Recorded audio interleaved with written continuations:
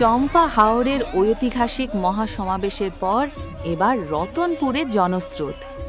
আজ 8ই April 2026 Ramchandraghat TTA ADC কেন্দ্রের অন্তর্গত রতনপুর স্কুল মাঠে তিপ্রা মথার প্রার্থী জেমস দেববর্মার সমর্থনে অনুষ্ঠিত হল এক বিশাল জনসভা।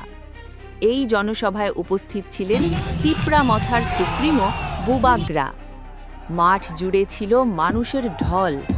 চারদিক যেন উৎসবের আবহ, ঢাক, স্লোগান আর উচ্ছ্বাসে মুখর পুরো এলাকা।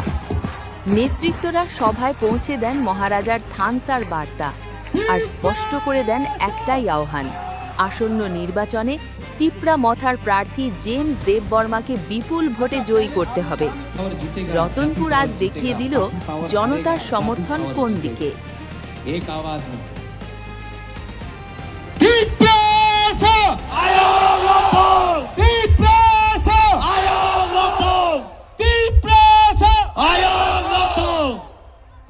I love you. Deep Prasad Jati Ayuk Lothon. Deep Prasad